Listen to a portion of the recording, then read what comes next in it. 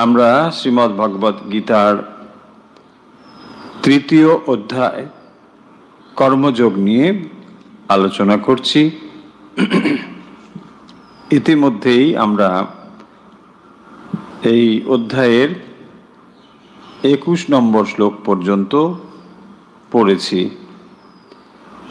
এই কর্মযোগের ভেতরে যে বিষয়গুলো আলোচনা করা হচ্ছে নিশ্চয়ই আপনাদের স্মরণ থাকবে যে এই অধ্যায়টি শুরুই হয়েছে অর্জুনের প্রশ্ন দিয়ে, যেখানে অর্জুন ভগবানকে বলছেন যে জ্ঞান এবং ভক্তির মধ্যে নিশ্চিত করে একটি পথের কথা যেন তিনি বলেন, এবং সেই প্রসঙ্গে এই কর্মযোগের কথা তিনি বলছেন এবং বলছেন যে এই কর্ম এবং জ্ঞানের যে দুটো পৃথক পথ বলে মনে হয়, আসলে এ দুটি পথ কিন্তু পৃথক নয়। এই পথ দুটি আসলে দুই ধরনের মানুষের বা মানসিকতার ওপরে নির্ভর করে। সেই জন্য ভগবান বলছেন জ্ঞান যোগেন সাংখ্যানাম কর্ম যোগেন যোগিনাম। এই দুটো পথ ভিন্ন নয়, সে কথাও ভগবান বলেছেন। ও তারপরে তিনি বলছেন যে জ্ঞানের পথ শ্রেষ্ঠ ঠিকই, সবাই জ্ঞানের পথ চাইলেই অবলম্বন করতে পারেন না। তাই কর্মের পথ অবলম্বন করার কথা বলেছেন এবং বলছেন যে এক মুহূর্ত মানুষ কর্ম না করে থাকতে পারেন না। নাহি কশ্চিৎ ক্ষণমপি জাতু তিষ্ঠতি অকর্মকৃত। কর্ম না করে এক মুহূর্ত কেউ থাকতে পারে না। এবং তারপরে তিনি বলছেন যে এই রকম যদি মানুষের প্রকৃতি বা অবস্থা হয়, তার থেকে বরং তার কর্ম করাই উচিত। কর্মেন্দ্রিয়াণি সংযম্য যা আস্তে মনসা স্মরণ। আপাতভাবে মনে হতে পারে যে তিনি কর্ম করছেন না, সমস্ত ইন্দ্রিয়াদি সংযত করে তিনি জ্ঞান পথ অবলম্বন করছেন। কিন্তু তিনি যদি মনে মনে ওই সমস্ত বিষয়ের প্রাপ্তির ইচ্ছে করেন বা চিন্তা করেন, স্মরণ, তাহলে তাকে মিথ্যাচার উচ্যতে, তাকে মিথ্যা আচার বলে বলা হয়েছে। এইভাবে যখন ভগবান এই কথাগুলো বলছেন, তারপরে অর্জুনকে বলছেন, অর্জুন এর থেকে বরং ভালো নিয়তম কুরু কর্মত্তম। তুমি প্রতি মুহূর্তে সর্বদাই কর্ম করো। কর্ম ইয়াহি অকর্মণা। কর্ম না করার থেকে বরং কর্ম করাই হলো শ্রেষ্ঠ। শরীর যাত্রাপি চতে না প্রসিদ্ধেত অকর্মণা। এবং এইটি যদি তুমি না করো, তাহলে এমনকি তোমার শরীর যাত্রাও সম্ভব নয়, তুমি শরীর ধারণ করতেও পারবে না। তাই তোমাকে কর্ম অবশ্যই করতে হবে। এরপরে আমরা এগুলো আলোচনা করা হয়েছে বিস্তারিত। 10 নম্বর শ্লোকে এসে আমরা দেখেছি ভগবান বলছেন সহযজ্ঞ প্রজা সৃষ্ট পুরোবাচ প্রজাপতি অনীন প্রসবি শুদ্ধম এসব বস্তিষ্ঠ কামদুক সহযজ্ঞ। যখন ভগবান সৃষ্টি শুরু করেন এবং প্রজাপতি ব্রহ্মা যখন সৃষ্টি করছেন, তখন তিনি যেন যজ্ঞের দ্বারাই এই সৃষ্টি আরম্ভ করেছেন এবং এই যজ্ঞের দ্বারাই সৃষ্টি চলেছে।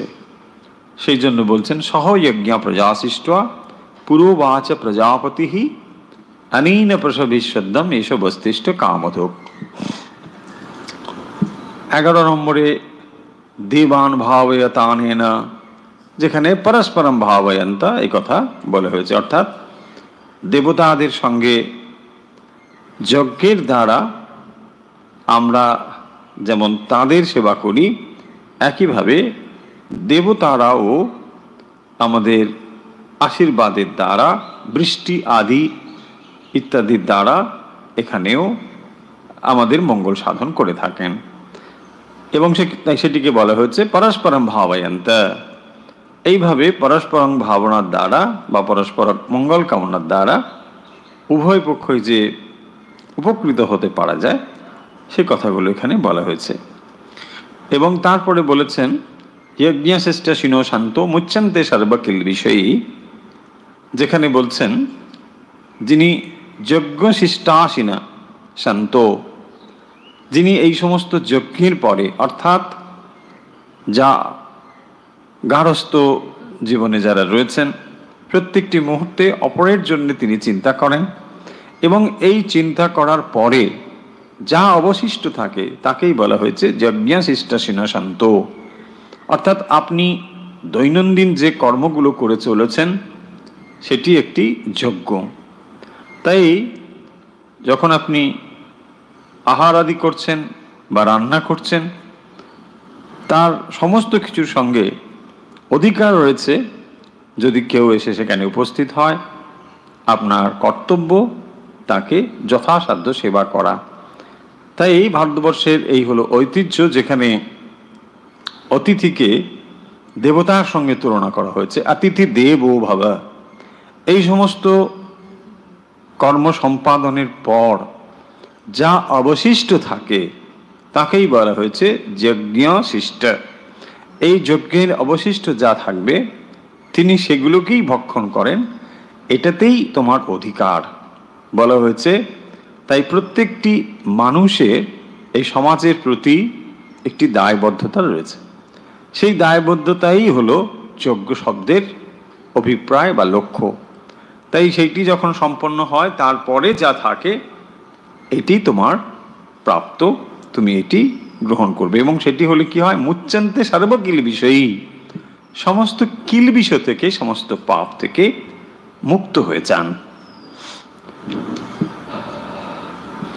अन्नात् भवन्ति भूतानि पर्जन्यात् अन्न संभव, यज्ञात् भवति पर्जन्यो यज्ञ कर्म समुद्भव, कर्म ब्रह्मोद्भवं विद्धि ब्रह्मास्कर समुद्भवम तस्मात् सर्वगतं ब्रह्म नित्यं यज्ञ प्रतिष्ठितम। তো এইভাবে এই আলোচনাগুলো আমরা করেছি, যেখানে বলছেন যে সর্বদাই তুমি যজ্ঞের প্রতিষ্ঠিত থাকো। তস্মাৎ সর্বগতম ব্রহ্ম নিত্যম যজ্ঞে প্রতিষ্ঠিতম এবং প্রবর্তিতম চক্রং নানুবর্তয়তি হজ অঘায়ুন্দ্রিয়ারামো মোঘং পার্থ সজীবতি। এবং প্রবর্তিতম চক্রম, যিনি এইভাবে এই চক্রকে অনুবর্তন না করেন, অর্থাৎ আপনি যদি এই যে চক্রটির কথা বলা হলো, অর্থাৎ যে দেবতাদের প্রতি আপনি স্যাক্রিফাইস করছেন, যজ্ঞাদি করছেন, এবং সমাজ চক্রটি এইভাবে আবর্তিত হচ্ছে পরস্পরের মঙ্গল প্রার্থনার দ্বারা, তাহলেই তাকে বলা হয়েছে এই চক্র। এবং সেই চক্র যদি অনুবর্তন কেউ না করে তাহলে কি হয় না, অঘায়ুন্দ্রিয়ারাম মোঘং পার্থ সজীবতি। তো তিনি কি করেন না, মোঘম পার্থ সজীবতি, তিনি পাপ ভোগ করেন এবং এই পরিচালনাদের সহায়তা যদি তিনি না করেন তাহলে তার বৃথায় জীবন, তার জীবনের কোনো মূল্য নেই। তো এই ধরনের কথা বলেছেন। তারপরে আমরা দেখব 17-18-তে নৈবতস্য কৃতে নার্থ না কৃতে নেহ কশ্চন ন শাস্য সর্বভূতেষু কশ্চিদর্থ ব্যপাশ্রয় ইত্যাদি। 19, 20 এবং 21 নম্বরে এসে ভগবান বলছেন যদ যদ আচরতি শ্রেষ্ঠ তত্তদেবতরো জনঃ সযৎ প্রমাণম কুরুতে লোকস্তদনুবর্ততে। হে অর্জুন, তোমার কর্ম করা উচিত কিসের জন্যে না, যেমন জনকাদি ঋষিগণ লোক সংগ্রহমিবাপি, তারা লোক কল্যাণের জন্য কর্ম করেছিলেন, তোমারও সেইভাবে কর্ম করা প্রয়োজন। এবং 21 নম্বরে এসে বলছেন যজ্জত আচরতি শ্রেষ্ঠ, যারা শ্রেষ্ঠ ব্যক্তি যেমন যেমন আচরণ করেন, তত্ত্বদেব তারো জানাহা, ইতরে জানাহা, সাধারণ মানুষ তাকেই অনুসরণ করে থাকেন। মানে যারা সমাজের প্রধান প্রধান ভূমিকা পালন করেন, অর্থাৎ যারা বিশেষ স্থান অধিকার করে রয়েছেন, যাদেরকে অনেক মানুষ অনুসরণ করেন, তাদের কথা এখানে বলছেন যে সেই রকম ব্যক্তি যেমন যেমন আচরণ করবেন, সাধারণ মানুষ তাকেই অনুসরণ করবেন। এ কথার অভিপ্রায় হলো যে অর্জুন, তুমিও এইরকম শ্রেণীর একজন মানুষ। ফলে তুমি যদি কর্ম থেকে বিরত হও, তাহলে অনেক মানুষ এইটি বুঝে যাবেন যে কর্ম না করাই ভালো। তার মানে একটা সমাজের ওপরে ভুল বার্তা পৌঁছে যাবে, কারণ তুমি সাধারণ মানুষ নয়। সাধারণ মানুষ যদি কোনো ভুল করে, তার জন্যে সমাজকে খুব বেশি ভুগতে হয় না। কিন্তু যারা সমাজের উচ্চ শ্রেণীর মানুষ, যাদের কাছে ক্ষমতা, দায়িত্ব ইত্যাদি রয়েছে, সেই ধরনের মানুষ যদি কোনো ভুল কিছু করে, সমাজকে তার অনেক বেশি মূল্য দিতে হয়। এবং সাধারণ মানুষের কাছে এই বার্তাটুকুও পৌঁছে যায় যে এটা করলে বোধহয় দোষণীয় নয়, এরকম একটি ভুল বার্তা পৌঁছে যায়। আমরা এরকম বুঝতে পারি, এখন রাজনীতির মানুষদের দেখলে একবারে প্রকৃষ্ট উদাহরণ বোঝা যায়। এবং যার ফলে সাধারণ মানে এখন যারা বর্তমান প্রজন্মের ছেলে মেয়ে, তারা কেউ আর রাজনীতির মানুষের দিকে ঝুঁকছে না। হ্যাঁ, এটি তার একটি কারণ যে যারা লিডারশিপ করবে, যে কোনো, আমি কোনো দলের কথা বলছি না, যে কোনো মানুষ যিনি কোনো লিডারশিপ করবেন, তাকে অনেক বেশি সংযত হতে হবে, এইটি এখানে বলছেন। সজত প্রমাণম ক্রুতে লোকস্তদনুবর্ততে, এবং তিনি যা করবেন সেটি হচ্ছে প্রমাণম, সেটি অথরিটি। কারণ তিনি যেটা করছেন না, ওই মানুষ যদি এটা করে থাকে, তাকে যারা ফলো করে, তিনি নিশ্চয়ই করবেন, এইটাই বলেছেন। এবং তারপরে বলছেন যে অর্জুন, তাহলে এত সময় ধরে তোমাকে যে কথাগুলো বলা হলো, অর্থাৎ সেই 2য় অধ্যায় থেকে শুরু করে যেখানে জ্ঞানের কথা, আত্মজ্ঞানের কথা বলা হয়েছে, এবং 3য় নম্বরে এসে যে কর্মের কথা বলা হয়েছে, এই সমস্ত কথাগুলোর ভেতর দিয়ে তিনি বলতে চাইছেন যে অর্জুন, মূল কথা হচ্ছে তোমাকে কিন্তু যুদ্ধ করতে হবে। কারণ তুমি কর্ম থেকে বিরত হতে পারো না। তুমি যে সিদ্ধান্ত গ্রহণ করতে চলেছ যে আমি যুদ্ধ করব না, অস্ত্র ফেলে দিয়েছি, আমার একেবারে হাত পা কাঁপছে, এসব বলেছে অর্জুন, যে আমি এই সব মানুষদের সঙ্গে যুদ্ধ করতে পারি না, কারণ এরা আমার অত্যন্ত প্রিয়জন, আত্মীয় এরা, এদের সঙ্গে আমি যুদ্ধ করে যদি জয়লাভ করিও বা ধরে নিলাম, তবুও আমি এই গুরুজনদের হত্যা করার রক্ত মিশ্রিত সেই সম্পদ আমি ব্যবহার করতে পারবো না। এটি অর্জুনের বক্তব্য ছিল। এবং তারপরে আমরা দেখব সেই একেবারে 2য় অধ্যায় থেকে পরপর ভগবান তাকে বোঝানোর চেষ্টা করছেন বিভিন্ন দৃষ্টিকোণ থেকে যে তার কি করা উচিত। এখানে এসে ভগবান সেই কথাগুলো বলছেন। 22 নম্বরে কি বলছেন আমরা দেখব, নামে পার্থাস্তি কর্তব্যম ত্রিষু লোকেষু কিঞ্চন নানবাপ্ত্যমবাপ্তব্যম বার্ত এব চ কর্মণি। 22 নম্বর শ্লোক, 3য় অধ্যায়। নামে পার্থাস্তি কর্তব্যম ত্রিষু লোকেষু কিঞ্চন। খুবই সহজ সংস্কৃত, বুঝতে অসুবিধা হবে না। ন মে পার্থাস্তি কর্তব্যম, ন না, মে আমার, পার্থ কর্তব্যম অস্তি, আমার কোনো কর্তব্য নেই। না মে পার্থাস্তি কর্তব্যম, পার্থ মে কর্তব্যম ন অস্তি, আমার কোনো কর্তব্য নেই।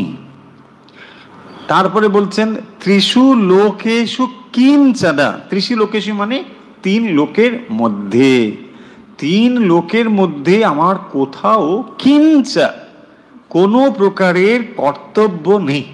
I have no duty to perform. এই হচ্ছে সোজা কথা, আমার কোনো কর্ম নেই, নাথিং। তারপরে বলছেন নান ভাবতে ভবাপ্তব্যম বর্ত এইব চ কর্মণি।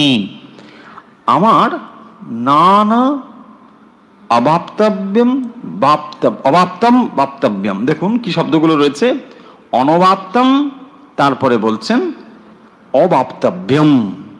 এক হচ্ছে অনবাপ্তম, নান অনবাপ্তম মানে অপ্রাপ্ত, মানে এমন কিছু নেই যেটা আমাকে পেতে হবে।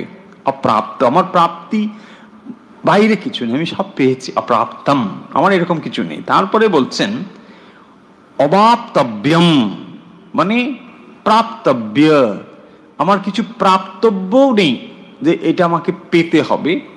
এবং আমার অনবাপ্তম মানে অপ্রাপ্ত, এরকমও কিছু নেই। যেটা আমি পেয়েছি এবং যা আমি পাইনি, এরকম কোনো কিছু আমার কাছে নেই যে আমাকে ওটা পেতে হবে। এবং যদি আমরা কর্ম করি, কখন কর্ম করি? কোনো কিছু পাওয়ার জন্যে। হয় আমরা কিছু পেতে চাই, নয় কিছু জানতে চাই। এই দুটো এবিলিটি আমাদের কিছু রয়েছে। আমরা বারবার সেটা বলেছি যে মানুষ দুটো জিনিসই করতে পারে, তৃতীয় আর কিছু কোনো ফ্যাকাল্টি নেই, মাত্র দুটো জিনিস, সামথিং টু ডু আর সামথিং টু নো। আপনি কিছু জানতে পারেন, নয় কিছু করতে পারেন। এখন যদি আপনার প্রাপ্তব্য বলে কিছু নেই, তাহলে আপনি কেন কাজ করবেন? সেটি ভগবান বলছেন যে আমার অপ্রাপ্ত কিছু নেই এবং প্রাপ্তব্যও কিছু নেই, তবুও আমি কি করছি? বর্ত এইব চ কর্মণি। সেইটি বলছেন যে তিনি তবুও কাজ করে চলেছেন, যদিও তার কোনো অপ্রাপ্ত বা প্রাপ্তব্য কিছুই নেই। ভগবান বলছেন যে এই তিন লোকের মধ্যে আমার কিছু করণীয় নেই, আমার অপ্রাপ্ত বা প্রাপ্তব্য বলে কিছু নেই, কারণ তিনি পূর্ণ ভগবান এবং তার কোনো কিছু না থাকার সত্ত্বেও তিনি সর্বদাই কর্মে ব্যাপ্ত রয়েছেন। তাই তিনি বলছেন যে আমার কোনো কর্তব্য না থাকা সত্ত্বেও আমি কর্মে লিপ্ত হয়েছি বা রয়েছি। তাহলে আমি কেন কর্ম করছি? যদি তুমি অন্য দৃষ্টান্ত না খুঁজে পাও, আমাকে দেখো। ভগবান এটি বলছেন, দেখো অর্জুন, তোমাকে আমি কেবলমাত্র যে কথা বলে ছেড়ে দিচ্ছি তা নয়, তুমি আমাকেও লক্ষ্য করে দেখো, ভগবানের জীবন লক্ষ্য করে দেখুন। এই সমগ্র মহাভারতের ভেতর দিয়ে যে শ্রীকৃষ্ণের চরিত্রটি প্রকাশিত হয়েছে, সেখানে তার কোনো কর্তব্যে কোথাও তার লিপ্ততা নেই যে তিনি ওখানে অ্যাটাচড হয়ে গিয়েছেন, না, কোথাও নেই। যদিও তিনি অনেক দায়িত্ব নিয়ে অনেক কাজ করছেন, অনেক দায়িত্ব নিয়ে কাজ করছেন। আমরা সেই মহাভারতের কাহিনী থেকে জানি যে এই যুদ্ধ যাতে না হয় তার জন্যও তিনি চেষ্টা করেছেন, দুই পক্ষের ভেতরে বোঝানোর চেষ্টা করেছেন।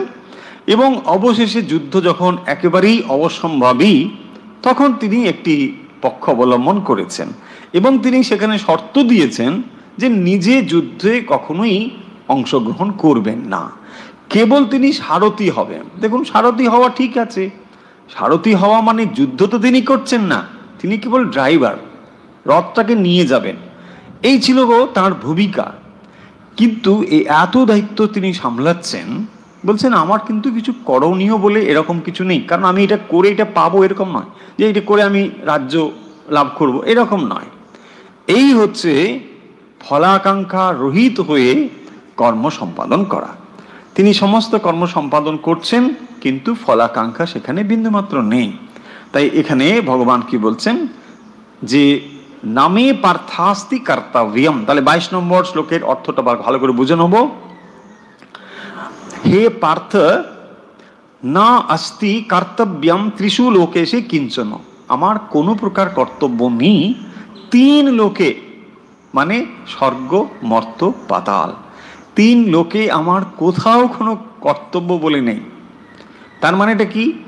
তার মানে এই যে সমগ্র সৃষ্টিটি চলছে ভগবানের অ্যাটাচমেন্ট ছাড়াই, কোনো প্রকার অ্যাটাচমেন্ট এর সঙ্গে নেই, কোনোভাবে নেই, অথচ এটি চলছে। তার মানে কি হবে? ও তার মানে ভগবান বোধহয় কেয়ারলেস, একটা যে এত বড় একটা দায়িত্বশীল জিনিস চলছে এখানে, হ্যাঁ তার কোনো দায়িত্ব নেই বলছে, কি ব্যাপার এটা এরকম চলছে, মানে তার মানে বুঝতে হবে যে এই জিনিসটি হচ্ছে ইটসেলফ ইজ কমপ্লিট, এটা কমপ্লিট, এখানে আর কোনো কিছু করার প্রয়োজন নেই। এটা এত সুন্দরভাবে এর সূচনা করা হয়েছে এবং সুন্দরভাবে এটি প্ল্যানিং রয়েছে যে এটা ইটসেলফ চলছে, কোনো কিছু প্রয়োজন নেই। যেমন দেখুন, আমরা বারবার সেই এক্সাম্পল দিই, যেমন সূর্য, সূর্য না হলে এই সোলার সিস্টেমটা নেই, নাথিং, তাই তো? অথচ সূর্য কি এরকম যে না আমি আজকে উঠবো না, আমি এদিকে যাব, তুমি আমাকে ভালোবাসো না, ওদিকের লোকগুলো পুজো করে না, কিচ্ছু না। দেখুন, আপনি সূর্য মানুন চাই না মানুন, আপনি পুজো করুন না করুন, কিচ্ছু এসে যায় না, কারণ একেবারে আনঅ্যাটাচড। অথচ সূর্য ছাড়া এই সোলার সিস্টেমের কিছুই হবে না, তবুও তিনি সমভাবে কিরণ দিয়ে চলেছেন। এই হচ্ছে love, but without attachment, without any expectation. সূর্য কখনো এক্সপেক্ট করে না কি আমরা কিছু দেবো, বলছে না জবা কুসুম সঙ্গে, আরে তোমার রাখো জবা কুসুম, তুমি জবা কুসুম করো আর না করো, কাল সকালবেলা সূর্য ঠিক উঠবেই উঠবে, কি উঠবে কি না। তবে আপনি জবা কুসুম করলে যে সূর্য উঠবে এমন কিছু নেই। এই জবা কুসুম কার জন্য? সূর্যের জন্য নয়, আপনার নিজের জন্য, এটা ভালো করে বুঝুন। এই হচ্ছে কথা যে নানবাপ্তে অবাপ্তব্যম বর্ত এবচ কর্মণি, আমার এই তিন লোকে কোনো কর্ম বা কর্তব্য কিছু নেই, কারণ আমার অপ্রাপ্ত কিছু নেই এবং প্রাপ্তব্য কোনো কিছু নেই, তবু আমি কি করছি? আমি কাজ করে চলেছি। দেখুন, ভগবান যেহেতু তিনি একটি দৃষ্টান্ত স্থাপন করবেন, একটু আগেই তিনি বলেছেন যে যিনি মহান ব্যক্তি হয় তা সবাই তাকে ফলো করে।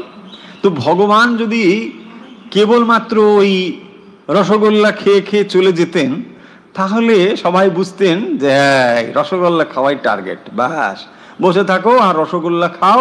কারণ দেখবেন ওই মথুরবাবু সাপ্লাই দিচ্ছেন বেশ সুন্দর ভালো ভালো খাবার দাবার, হ্যাঁ মা বলছেন হ্যাঁ কেন তুমি কি খালি এই পায়েস আর রসগোল্লা খেতেই ভগবান এসেছিলেন?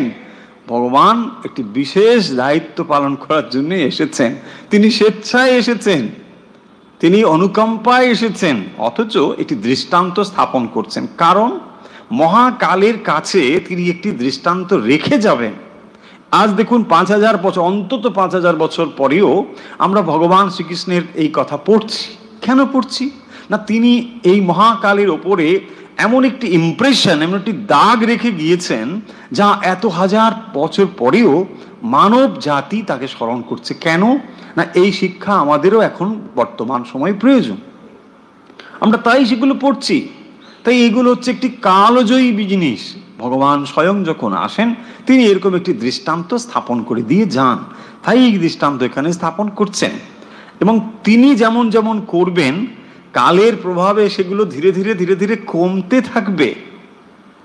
তার মানে তাকে এমন একটি জিনিস তৈরি করতে হবে, এমন একটি দৃষ্টান্ত স্থাপন করতে হবে যে কাল প্রবাহিত হলে সেটি যেন কমে না গিয়ে খানিকটা হলেও থাকে, তাই না? তা নাহলে এটি প্রভাব যদি মহান প্রভাব না থাকে, বিরাট একটা যদি না থাকে, ধীরে ধীরে সেটা নষ্ট পেয়ে যাবে। পরের শ্লোকে দেখুন, यदि अहम न वर्तेयं जातु कर्मणतंत्रितः मम वर्तमानुवर्तन्ते मनुष्या पार्थ सर्वशः। 23 নম্বর শ্লোক। यदि अहम हि हम न वर्तेयम, यदि ही युक्त अहम ह्ययम न वर्तेयम जातु कर्मणि অতন্ত্রিতাহা। হে পার্থ, যদি অহং মানে আমি, জাতু মানে হচ্ছে কদাচিৎ কখনো, অতন্ত্রিতাহা মানে অনলস ভাবে, অতন্ত্রিতাহা কর্মণি মানে কর্মে, নবর্তেয়ং প্রবৃত্ত না হই, আমি যদি অনলস ভাবে কর্ম না করি, মম বর্তমানুবর্তন্তে মনুষ্যা পার্থ সর্বশ, তাহলে আমাকে সকলে অনুসরণ করবে। আমি যদি অনলস ভাবে কর্মে না প্রবৃত্ত হই, যারা আমাকে অনুসরণ করে তারাও অলস হয়ে যাবে, কারণ তারা ভাববে যে এইরকম অনলস জীবন যাপন তারা তখন আর করবে না, সেই জন্য তারা অলস হয়ে যাবে। ভগবান সেই জন্য বলছেন, যদি আহম ন বর্তেয়ম জাতু কর্মণি অতন্ত্রিতাহা, অর্থাৎ আমি যদি কর্মে অনলস ভাবে লিপ্ত না হই বা কর্ম না করি, তাহলে মানুষ কি করবে না, তারা যেহেতু সর্বতভাবে আমার জীবনকেই অনুসরণ করে, মম বর্তমানুবর্তন্তে, মম বর্তমানে রাস্তা পথ, অনুবর্তন্তে আমার পথই তারা অনুসরণ করবে। এবং কি করবে, মনুষ্যা পার্থ, হে পার্থ সর্বশ, তাহলে আমাকে তারা সর্বপ্রকার অনুসরণ করে তারা আস্তে আস্তে কি হবে, অলস হয়ে যাবে, আমি যদি অনলসভাবে কর্ম না করি। তাহলে ভগবান দৃষ্টান্ত স্থাপনের জন্য দেখুন কত কাজ তাকে করতে হচ্ছে। এ যুগেও ঠিক একইভাবে যখন শ্রীরামকৃষ্ণের জীবনের দিকে আমরা তাকাই, তিনি সেই দক্ষিণেশ্বর থেকে ভর দুপুরে এত রৌদ্র কষ্ট সহ্য করে, এবং শ্রীরামকৃষ্ণের শরীর এত কোমল ছিল যে এই প্রখর রৌদ্রে তার অত্যন্ত কষ্ট হতো, অথচ তিনি কলকাতাতে আসছেন, যেখানে ভক্তের বাড়িতে অবস্থান করছেন, সৎপ্রসঙ্গ হচ্ছে।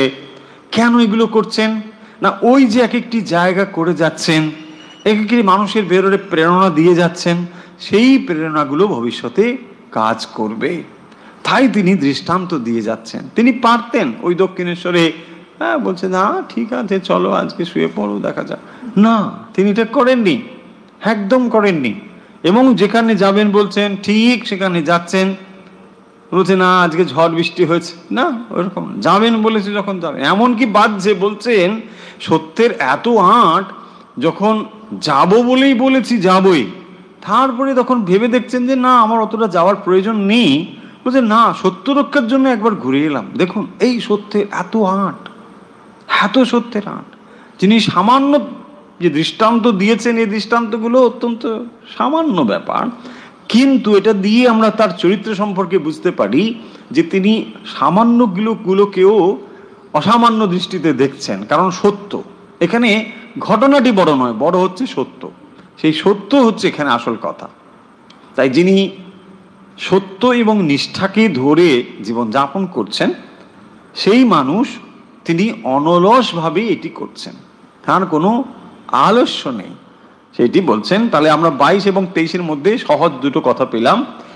এক, তিনি বলছেন যে অর্জুন, আমার এই 3 লোকে কোনো কর্তব্য বলে কিছু নেই, মানে আমি না করলেই যে কিছু হবে না এরকম ব্যাপার না, কর্তব্য আমরা করতেই থাকি না, আমাদের জীবন থেকে মানে শুরু থেকে একেবারে শেষ পর্যন্ত কর্তব্য আমাদের পিছু ছাড়ে না, এইটা আমার করতে হবে, এই করতে হবে, এটা আমার কর্তব্য, কর্তব্য না করলে আপনার চলবেই না। কিন্তু ভগবান বলছেন যে আমিও কিন্তু কর্ম করি, দুটো দৃষ্টিভঙ্গি আলাদা, দুটো জিনিস সম্পূর্ণ আলাদা। একটি তার কর্তব্য নেই তবু তিনি করছেন, আর 2 আমাদের কর্তব্য আমরা শেষ করতে পারছি না, এত কর্তব্য, এটা করতে হবে ওই করতে হবে এইরকম হচ্ছে। কিন্তু ভগবানের কোনো কর্তব্য নেই, কিন্তু তথাপি তিনি অনলসভাবে কর্ম করে চলেছেন। সেই জন্যে ভগবান কনক্লুশনে আসবেন, পরে বলবেন যে আমার কোনো কর্তব্য না থাকা সত্ত্বেও যখন আমি কর্ম করছি, তার মানে মেসেজটি কি, টিচিংসটি কি, শিক্ষাটি কি, তোমাদেরও কর্ম করতে হবে, কিন্তু কর্মের অ্যাটাচমেন্ট ছাড়া কর্ম করতে হবে, এইটি হচ্ছে লক্ষ্য। আমরা কি সিদ্ধান্ত নিই, কর্ম সমান বন্ধন, অতএব কর্মমুক্তি মানে কর্মত্যাগ, তাই না? এটা আমাদের সাধারণ সিদ্ধান্ত যে কর্ম করতে গেলেই আমরা বন্ধনে পড়ব এবং সেখানে চিত্ত বিক্ষেপ হবে, তাই না? আপনি যে কোনো কর্ম করতে যান দেখবেন সেখানে নানা রকম বিক্ষেপ তৈরি হবে, সোজা কথা বিক্ষেপ। আপনি চুপ করে বসে থান, শান্তি শান্তি শান্তি প্রশান্তি বসে আছেন, তারপরে যখন আপনি কোনো কিছু কাজে যাবেন মানে এরকম শ্রেয়াংশী বহুবিঘ্নানি, কোনো কিছু করতে গেলে দেখবে কত রকম বাধা আসবে, আরে তখন মনে হবে দূর মশাই কেন এইসব বাধা টাধা, চুপচাপ ছিলাম ভালো, ঘরের কে বোনের মোষ, এইসব নানা রকম কথা আছে না? তখন কেন মানুষ যাবে? এখানেই দৃষ্টিভঙ্গি হচ্ছে যে আমরা প্রথমেই সরলীকরণ করিনি, তার থেকে বাবু চুপচাপ বসে থাকাই ছিল ভালো। এখানে ভগবান বলছেন যে তা নয়, তাহলে কর্ম তোমাকে বন্ধনে ফেলে না, বন্ধনে ফেলে কর্মের প্রতি আসক্তি। আসক্তি কিসের? ফলাকাঙ্ক্ষা। আমি ফলপ্রাপ্তির জন্য যে কর্ম করি সেই কর্মই আমাকে বন্ধনে ফেলে। এইটি জেনে তুমি কর্ম অবিরতই করতে থাকো, অনলসভাবেই করতে থাকো, কিন্তু কোনো প্রত্যাশা না করে, তাহলেই কি হয়ে যাবে না এই কর্মই যজ্ঞে রূপান্তরিত হবে এবং এই যজ্ঞ দ্বারাই তুমি মুক্ত হয়ে যাবে। এই হচ্ছে সোজা কথা। কর্মযোগ আমাদের এইটি শেখায় কি কি করে আমরা কর্মের দ্বারা ভগবানের সঙ্গে যুক্ত হতে পারি। যোগ মানে যুক্ত হওয়া। এখন আমরা কি মনে করি ভগবানের সঙ্গে যুক্ত হতে গেলে কি করতে হবে? না, শাস্ত্র অধ্যয়ন করতে হবে, পুজো পাঠ করতে হবে, এই একটা সাধারণ আমাদের ধারণা রয়েছে। কিন্তু এই কর্মযোগে এসে আমরা শিখব যে কর্মযোগ আপনাকে পার্টিকুলার কোনো এই কাজ ওই কাজ এইসব কথা বলবেন না, এইটাই করতে হবে এরকম না। বলছেন যে কোনো কাজের দ্বারাই তুমি ঈশ্বরের সঙ্গে যুক্ত হতে পারো, যে কোনো কাজ, কিন্তু কাজটি বড় কথা নয়, কাজের প্রতি দৃষ্টিভঙ্গিটি বড় কথা। তার মানে কোন দৃষ্টি নিয়ে তুমি কাজ করছো। আমি পুজোর কাজ অ্যাপারেন্টলি কি মনে হবে? খুব সাত্বিক কাজ, তাই না? পুজোর কাজ, আপনি পূজারি যে পুজো করে তাকে আপনি কি বলেন? বলছে সে অন্য লেবারই কিছু করছে, না না না, পুজো করছে ডেফিনেটলি। কিন্তু এই পুজোর কাজ ও বন্ধন সৃষ্টির জন্য করা যায়, কারণ ফলাকাঙ্ক্ষা, তাই না? হয় চারিদিকে ধরুন মন্দিরে যে পুরোহিতরা কাজ করছেন, পুরোহিতের কাজ করছেন, তো তাদের ফলাকাঙ্ক্ষা রয়েছে, তাই না? দেখুন সেখানে কি তারা ভাবছে যে আমি ভগবান লাভ করবো। ওই এক্সেপশন শ্রীরামকৃষ্ণ, একটা মহাকালের হিসেবে আপনি করুন, কয়েক হাজার বছরের এত প্রিস্ট রয়েছে, তার মধ্যে শ্রীরামকৃষ্ণ হচ্ছেন এইরকম একজন প্রিস্ট, যিনি প্রিস্ট কিন্তু তার উদ্দেশ্য ওই চালকলা বাধা বিদ্যে নয়, তিনি ভগবান লাভ করার জন্য করছেন। তো সেরকম তো পাওয়া যাবে না। তার মানে প্রত্যাশা সেখানে রয়েছে, যদিও সেটি সাত্বিক কাজ, তবুও সেখানে প্রত্যাশা। তার মানে সেটিও বন্ধনের কারণ, সেটি কিন্তু মুক্তির কারণ নয়। যদিও তিনি রোজই মায়ের পুজো করছেন, আমাদের দেখে মনে হবে কি হবে, একবারে সত্যি মায়ের সঙ্গে তিনি রয়েছেন, ভগবানের সঙ্গে তিনি রয়েছেন, এটি আমাদের সাধারণ মানুষের বিশ্বাস এবং সেন্টিমেন্ট। কিন্তু ঘটনা বিপরীত, তিনি মায়ের কাছে রয়েছেন বটে, কিন্তু মা তার দৃষ্টিভঙ্গির কেন্দ্রে নয়, তার দৃষ্টিভঙ্গির কেন্দ্রে হচ্ছে বস্তুগত কোনো জিনিস, তাই না? এটা হতে পারে, আমি কাউকে ছোট বড় করছি না, কিন্তু বক্তব্য বিষয় পয়েন্টগুলো আমরা বলছি। এবং এখানে এইটি দাঁড়ালো যে তাহলে এরকম কাজ কি করে আমরা যোগে রূপান্তর করব, তাই না? যে কোনো আমরা কাজ করছি সে কাজের মধ্যে প্রত্যাশা থাকবে। এইখানে ভগবান বলছেন যে কাজ বড় কথা নয়, যে কোনো কাজই যদি এইভাবে রূপান্তরিত ঘটিয়ে দিতে পারো তাহলেই সেটি যোগ হয়ে যাবে। এবং অর্জুন, তুমি এই সমস্ত শোনার পরে যদি মনে করো কর্ম করব না, তাহলেও তোমার সিদ্ধান্ত ভুল হয়ে যাবে। কারণ জ্ঞানীরাও কর্ম করেন, আবার অজ্ঞান যারা তারাও কর্ম করেন। দুজনের কর্মের ভিতরে তফাৎ রয়েছে, সেটি এখানে ভগবান বলবেন। ভগবান যে কর্ম করছেন, বলছে আমি সব সময় কর্ম করে চলেছি। আমি কেন কর্ম করছি? আমার কর্তব্য ছাড়াও কর্ম করছি। আমি যে কর্ম করছি লোক কল্যাণের জন্য, লোকহিতের জন্য কর্ম করছি, যদি আমার প্রাপ্তির কোনো কিছু নেই।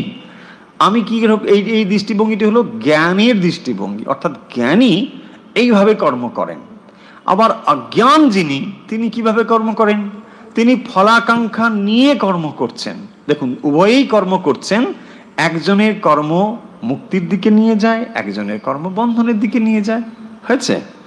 তাহলে আমরা 22 এবং 23-এর অর্থ বুঝেছি ও ব্যাখ্যাও সরল ব্যাখ্যা বুঝে গেছি। যদি অহং নবর্তেয়ম জাতু কর্মেণ তিন্দ্র, অর্থাৎ আমি যদি এক মুহূর্ত কর্ম থেকে বিরত থাকি তাহলে কি হবে না, সবাই আমাকে অনুসরণ করে সবাই অলস হয়ে যাবে। এবারে 24-এ আসুন। 24 নম্বরে কি বলছেন? উৎসিদেয়ুরিমে লোকা না কুর্যাম কর্ম চেদহম শঙ্করাস্য চকার্তাস্যাম উপহান্যামিমা প্রজা।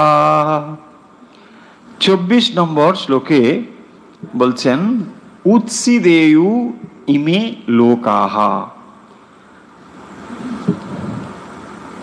ন কুর্যাম কর্ম চেদহম শঙ্করস্য চকর্তাস্যাম উপহন্যামিমা প্রজাঃ।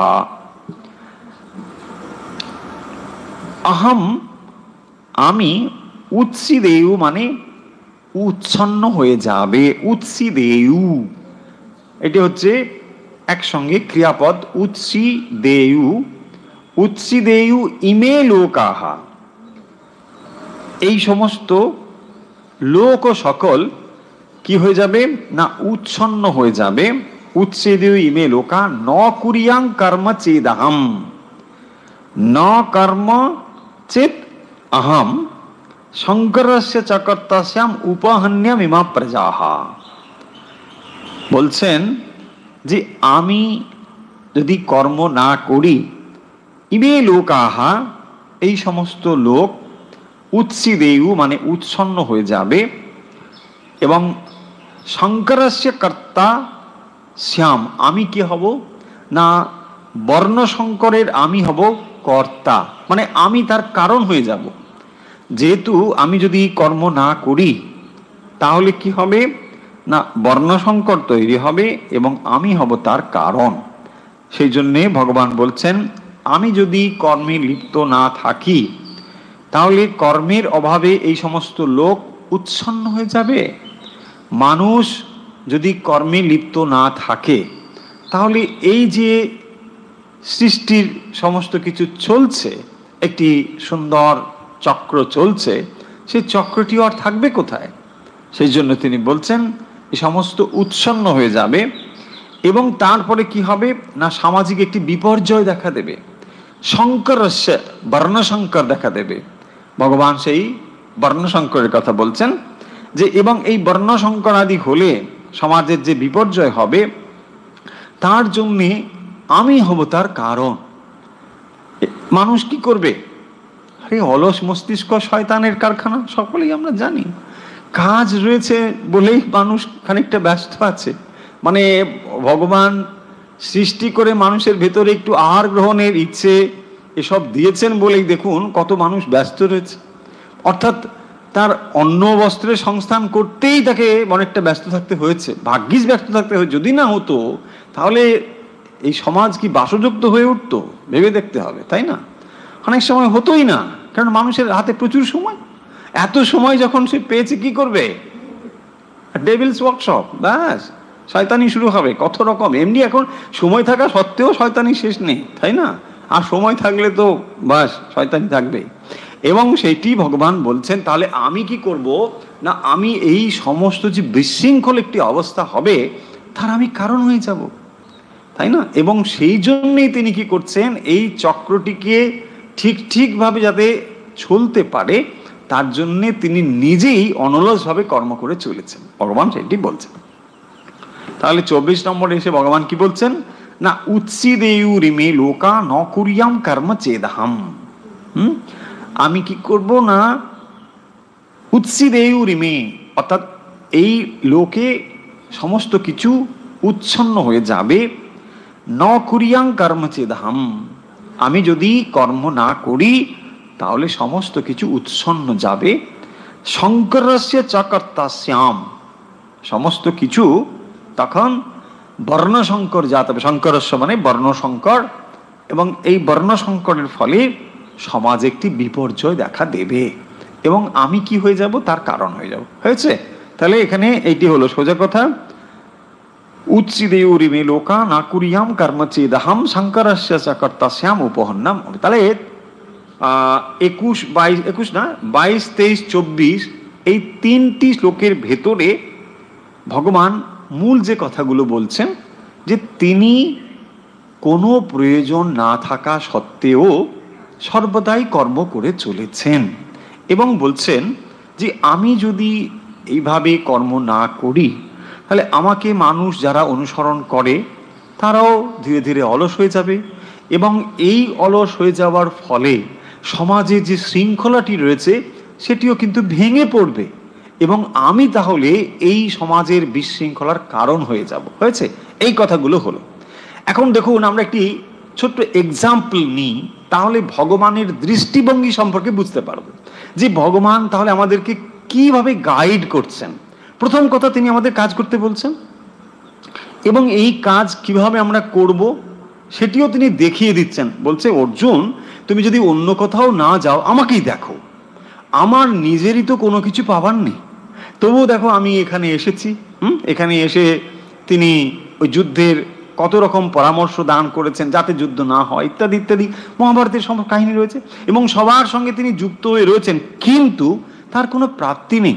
অর্জুন তো যুদ্ধে জয়লাভ করে সিংহাসন পাবে, শ্রীকৃষ্ণ কি পাবে? কিছুই পাবে না। হ্যাঁ, এমনকি তার সঙ্গে কি এরকম কন্ট্রাক্ট রয়েছে যে মাইনে দেবে সারথি? না, সেরকম কিছু নেই। কেবল তিনি ওই সঙ্গেই রয়েছেন, ওদের পারিবারিক তো একটা সম্পর্ক রয়েছে, তো সেভাবে থেকেই আমরা দেখবো যে রয়েছে, কোনো কিছু আর আশা নেই তার, তবুও এটি করছেন। ব্যাপারটা হচ্ছে এই, ধরুন বাড়িতে বড়রা যারা থাকেন, জ্যাঠা, বাবা, দেখবেন ওরাও ছোট ছোট বাচ্চাদের নিয়ে ওদের সঙ্গে দেখবেন খেলছে, তাই না? খেলা, এই চলো একটু ব্যাডমিন্টন খেলছেন।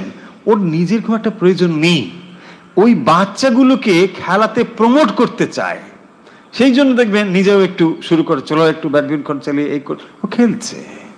এইটি হচ্ছে প্রকৃষ্ট একটা এক্সাম্পল, যে যাতে করে ওর নিজের কোনো প্রয়োজন না থাকা সত্ত্বেও যদি উনি ওরকম চুপ করে রিমোট নিয়ে বসে থাকে, যারা ওকে অনুসরণ করে ছোট ছোট বাচ্চাগুলো কি ভাববে? না, ওই তো দাদু জেঠিও যে বসে থাকে, জেঠিমা, তা আমরাও ওরকম রিমোট নিয়ে কুটুর কুটুর করতে থাকি। এই বার্তা পৌঁছে যাবে। তাই জন্যে তার প্রয়োজন না থাকা সত্ত্বেও দেখবেন ওটি করছে, বা দেখবেন একটা পুতুল নিয়ে, খেলনা নিয়ে খেলছে, কোনো কিছু করছে। তার মানে তুমি এতে এনগেজ থাকো, এটা তুমি করতে থাকো, যদিও তার ওই বয়সে ওই ধরনের খেলার কোনো প্রয়োজন নেই, তবু তিনি করছেন। আমরা বুঝতে পারলাম ঠিক এইভাবেই ভগবান করছেন, জাস্ট আমাদেরকে এই টিচিংসটুকু দেওয়ার জন্যে যে তোমাদের কর্ম কিন্তু করতে হবে, কাজ না ছাড়া এক মুহূর্ত থাকতে পারবে না। সৃষ্টি মা বলছেন না, কাজ করা অনেক ভালো বাবা, কাজ না করে কোথায় যাবে? কাজ করতে এক মুহূর্ত যেন কাজ ছাড়া না হয়। মা নিজেও দেখিয়েছেন, তাই না? মায়ের জীবনে দেখবেন কাজের কখনো বিরাম নেই, সারা দিন কিছু না তিনি করেই চলেছেন। আমরা মায়ের জীবনী পড়েছি, ঠাকুর তাকে ওই পাট এনে দিয়েছেন, শিকে বানাবেন, বলছেন হ্যাঁ, ওগুলো শিকে বানাচ্ছেন। তারপরে তার ফেসোগুলো দিয়ে বালিশ তৈরি হচ্ছে। দক্ষিণেশ্বরে কি ব্যস্ত জীবন মায়ের। ওখানে গাড়ি করে কোনো ভক্ত নামলো, মায়ের কাছে খবর এলো যে অমুক ভক্ত নেমেছেন, তার যেমন যেমন পছন্দের খাবার দাবার মা সঙ্গে সঙ্গে সেগুলো শুরু করে দিচ্ছেন, যে না, ও এইরকম মোটা মোটা রুটি খায়, ছোলার ডাল খায়, এখানে শুরু করো। মা এখানে সঙ্গে সঙ্গে তার মতন বানাতে শুরু করছেন। দেখুন এতটা কনসার্ন, এরকম মানুষ আপনি পাবেন না। দৃষ্টান্ত শিষ্য মা বলছেন, নজিরের জন্য এটি তিনি করছেন, দৃষ্টান্ত। মা কেবল দৃষ্টান্তের জন্য করছে। এই যে ভগবান স্বয়ং গীতা তিনি উপদেশ দান করছেন, এটাও তো লোকসংগ্রহ। এই ভগবত গীতা রূপ যে বাণী তিনি প্রচার করছেন বা বলছেন, এটিও তো তাই। এটি তো মানব কল্যাণে, এবং সেই মানব কল্যাণ কেবলমাত্র অর্জুন নয়, হাজার হাজার লক্ষ লক্ষ কোটি কোটি মানুষের কাছে এই ভগবত গীতার টিচিংস এখন পৌঁছে যাচ্ছে। এখন ইন্টারনেট, আধুনিক যুগে আরো অনেক সুবিধা হয়েছে, মানুষের কাছে, কোটি কোটি মানুষের কাছে এই শিক্ষাগুলো পৌঁছচ্ছে। তাহলে ভগবান সেই বাণী, ওই 5000 অন্তত বা 5000 বছর আগে যে বাণী তিনি দিয়ে গিয়েছেন, সমগ্র মানব সভ্যতার কাছে, মানব সমাজের কাছে আজও দেখবেন সেই বাণী সর্বত্র প্রচারিত হচ্ছে। তার মানে এই জনকল্যাণ, মানব কল্যাণের কাজ ভগবান এখনো তো করে চলেছেন, যদিও এটি তার কোনো নিজের প্রয়োজন ছিল না। এই হচ্ছে যথার্থ রূপে ভগবানের মানুষের প্রতি প্রেম, মানুষের প্রতি ভালোবাসা, অনুকম্পা। আমরা বলি না, ভক্তানুকম্পা দিত বিগ্রহং বৈ, ভক্তানুকম্পা, ভক্তের প্রতি অনুকম্পা। এই তো অনুকম্পা। যদি এই জ্ঞান তিনি না দিতেন আমরা বুঝতাম কি করে, আমরা জানতাম কি করে যে ভগবান এরকম দৃষ্টান্ত দেখিয়ে দিচ্ছেন ধীরে ধীরে ধীরে ধীরে। একেবারে কিরকম দেখবেন, একটি পাখি যখন তার ছানাকে খাওয়ানো শেখায়, দেখবেন আমি দেখেছি লক্ষ্য করে, ঠোঁটে করে একটা খাবার নিয়ে এসে ও খেতে পারে না, ওর সামনে ফেলে দেয়, দিয়ে ওই ছোট ছোট ঠোঁট দিয়ে একটু করে ধরার চেষ্টা করে, আবার ফেলে দেয়, আবার ধরে, ওর নিজে খেয়ে ওকে ট্রেনিং দেয়, দেখো আমি কিরকম করে খাচ্ছি, তুমি একটু খাও। আমাদেরকে তো ভগবান এরকম করেই বলছেন, তাই না, যে দেখো আমিও করছি তুমিও করো, করলে হবে। হ্যাঁ, তখন আমরা কি করি, একটা উৎসাহ পাই, একটা নতুন প্রেরণা পাই। ভগবান এই জন্যে আসেন। এই যুগে দেখুন, যখন শ্রীরামকৃষ্ণ এলেন, স্বামী বিবেকানন্দ এলেন, সৃষ্টি মা এলেন, কি করলেন, মানব সভ্যতার এই যে সমস্ত কথাগুলো ছিল এগুলোকে এক নতুন ভাবে আমাদের কাছে দিয়ে গেলেন। বলছে না দেখো এইভাবে করে, বিরাট একটি আদর্শ। আমরা ভয় পেয়ে যেতে পারি, ইস কখনো কি এমন হবে, আমরা এইরকম অবস্থা লাভ করতে পারবো, সে কি কখনো সম্ভব, কত জন্ম লাগবে, কোথায় শ্রীরামকৃষ্ণ, কোথায় শ্রী মা, কোথায় স্বামীজির মতো জীবন, আর আমরা একেবারে তুচ্ছাতি তুচ্ছ। আমাদের মনে এরকম ভাবনা হতেই পারে, কিন্তু এই যে প্রেরণা হতে লাগতে পারে, সেটি হয়তো 10,000 বছর লাগতে পারে, 20,000 বছর লাগতে পারে, তাতে কিছু এসে যায় না। কিন্তু তিনি এই যে প্রেরণা দিয়েছেন, তখন আপনার মনে একটি ভরসা আসে যে না, আচ্ছা আমি অতটা না পারি, সামান্য তো পারি, একটু তো পারি, আমার মতো করে তো পারি। এই প্রেরণা দেওয়ার জন্যই তো ভগবান আসেন, কারণ তিনি তো অন্তরে আছেন। আমরা কখনোই সমগ্র শক্তি দিয়ে তাকে ধরতে পারবো না। অনেক সময় আমি এই এক্সাম্পলটি বলি যে একটি শিশুকে মা মানে তার মাকে সে দুটো হাত দিয়ে জড়িয়ে ধরতে চাইছে, দেখবেন শিশুর ওই ছোট দুটো হাত দিয়ে মাকে সম্পূর্ণভাবে জড়িয়ে ধরা কখনোই সম্ভব নয়, সে পারবে না, কখনোই পারবে না। কিন্তু তার ওই চেষ্টাটি তো ব্যর্থ নয়, তার এই চেষ্টাটি কিন্তু অমূলক নয়, এই চেষ্টাটি রয়েছে। তো আমরা এইটি চেষ্টাই করতে পারি, তো এই চেষ্টাই তো আমরা করতে পারি। আমরা হয়তো সমগ্র গীতা সব একবারে শিখে একবারে সব অ্যাপ্লিকেশন করে না, এটা হবে না, হতে নাও পারে, যদি হয় ভালো কথা, না হোক তবু তো আমরা এই ভগবত গীতার অন্তত 10টা শ্লোক পড়তে শিখলাম, 10টা শ্লোকের অর্থ বুঝতে শিখলাম, এটু কি কম? আমরা ভগবত গীতা বলে একটা জিনিস আছে এটিও তো জানলাম। অনেকে দেখবেন ভগবত গীতা ভাগবতের মধ্যে তফাৎই বুঝতে পারেন না, অনেক মানুষ রয়েছেন এরকম। দরকার, এগুলো জানা দরকার। আপনি হয়তো ভাবতে পারেন যে মশাই এগুলো জেনে আমার কি হবে, আমার জীবন তো ঠিক চলছে, আমি তো সকালবেলা ঘুম থেকে উঠি, রাত্রে ঘুমোতে যাই, বেশ আরামে ঘুমোই, আমি খুব সুখে শান্তিতে আছি, টাকা ইনকাম করি, ভালোই আছি। হ্যাঁ আছেন, ভালো কথা, কিন্তু সে তো যারা মানুষ নয় তারাও এইভাবেই জীবনযাপন করেন, তাই না? তাহলে মানুষে আর পশুতে তফাৎ কি? পশু তো কিছু না কিছু জীবনের বৃত্তি রয়েছে তার, সেও তো দেখবেন সকালবেলা ঘুম থেকে উঠে পাখিরাও ডাকতে ডাকতে কোথাও থেকে খাবার নিয়ে আসে, সেও সারাদিন থাকে, বেশ মজা করে, আনন্দে থাকে, গান টান করে রয়েছে। তো আপনি ওরকম মজা করেন, টিভি দেখেন, একটু এই তফাৎ, আর কিছু নেই, এই তো থাকেন, ভালো থাকেন, ঘোরেন, আনন্দ করেন। তফাৎটা কি? ভগবান আপনার ভেতরে একটি বিশেষ শক্তি দিয়েছেন এবং সেটি হচ্ছে মনুষ্যত্ব। সেই মনুষ্যত্বকে যতদিন আমরা কাজে না লাগাই ততদিন আমরা পূর্ণ মানুষ হয়েই উঠতে পারছি না। মানুষ হয়ে উঠতে গেলেই এই ফ্যাকাল্টিগুলোকে কাজে লাগাতে হবে, আমাদের ভেতরে এগুলো রয়েছে। সেটি হচ্ছে আসল জিনিস, যে এই মানব জীবনেও অনেকগুলো দিক রয়েছে, সেই কথাগুলো এখানে রয়েছে। আমরা আলোচনাগুলোকে শেষ করব। আজকে আমরা অনেকটা বেশি করে পড়ছি না, একটু একটু করে পড়ছি, কারণ আমরা 3য় অধ্যায় তাদের জন্য পড়ছি যারা মানে খানিকটা পরে আমাদের সঙ্গে যুক্ত হয়েছেন, এবং ধরে নিতে পারি ভগবত গীতা প্রথম তারা পড়াশুনো করছেন, মানে প্রথম সবাই পড়ছেন এরকম নাও হতে পারে, কিন্তু আমাদের এই আলোচনাগুলো হয়তো প্রথম শুনছেন। তাই আমরা চেষ্টা করছি অনেকটা বেশি বেশি পড়া না করে একটু একটু করে পড়তে, তাহলে একটু একটু করে ধারণা হয়ে যাবে। আমরা আবার রিপিট করে আসছি, মানে কোন শ্লোকগুলো পড়লাম আমরা আজকে? পড়লাম 22, 23 আর 24, অর্থাৎ তৃতীয় নম্বর কর্মযোগের 22, 23, 24 এটা পড়লাম। সহজ সহজ, এখানে এক্সপ্লেনেশন খুব বেশি নেই। 22-এ কি রয়েছে দেখুন, 22-এ রয়েছে ভগবান বলছেন যে এই 3 লোকের ভেতরে আমার কোনো কর্তব্য নেই। এটা হচ্ছে মেন পয়েন্ট, আমার কোনো কর্তব্য নেই। মানে আমরা যে কাজ করি, ধরুন আপনিও কাজ করেন, আমিও কাজ করি, প্রত্যেকেই কাজ করি, কি করছি? এখানে আমাদের ভেতরের একটি রয়েছে সেন্স অফ ডিউটি, তাই না? আপনার ভেতরে একটি সেন্স অফ ডিউটি রয়েছে, নো আমাকে এটা করতে হবে, না করলে এটা হবে না, এটা আমার কর্তব্য, এটা আমাকে করতে হবে, না এই ডিউটি। সো এই যে ডিউটি মানে বন্ডেজ, ডিউটি মানে বন্ডেজ, এটা খুব ভালো করে বুঝবো। ডিউটি মানে বন্ডেজ, বুঝতে পারি না, ভাবি কি না ডিউটি আমার কোথায় মা যাব, নো ইট ইজ বন্ডেজ, কারণ আপনি এর বাইরে বেরোতেই পারছেন না, এটাই একটা বন্ডেজ। যদিও সেই শৃঙ্খলটি সোনারই হোক আর যেমনই হোক, এটা বন্ধনই। তাকে আমরা যেমনভাবে এক্সপ্লেন করি না কেন, ভাবতে পারি নো এটা খুব ভালো, আমার Nobel duty, I have to that's anyway, but it is duty only, means bondage. তার মানে আমরা যেটা করছি আউট অফ বন্ডেজ, করতে বাধ্য হই, ফ্রিডম নেই। কারণ এক্সাম্পল দেখুন, অফিসে যখন কাজ করি তখন সেটা কি ডিউটি, তাই না? এখন এই ডিউটি যদি ফাঁকি হয় আমি খুশি হয়ে যাই, নো এটা আজকে শনিবারে বিকেলটা পাওয়া গেল, তাই না? কারণ ডিউটি হচ্ছে একটা বন্ডেজ, এবং বন্ডেজ থেকে যখন আপনি মুক্ত হন খুশি হবেন, এটাই হচ্ছে নেচার, হিউম্যান নেচার, এটাই ঠিকঠাক। কারণ ওখানে তো বন্ডেজ না, ওখানে তো আপনার একটা ভালো লাগা নেই। কিন্তু যেখানে ভালো লাগা রয়েছে ওখানে আপনি আরো বেশি দিতে চান। দেখুন এই হচ্ছে তফাৎ। তাহলে বন্ডেজ মানে ডিউটি এবং ডিউটি ছাড়া যে কাজগুলো আপনি করেন ভালোবেসে, তার মধ্যে এই হলো তফাৎ।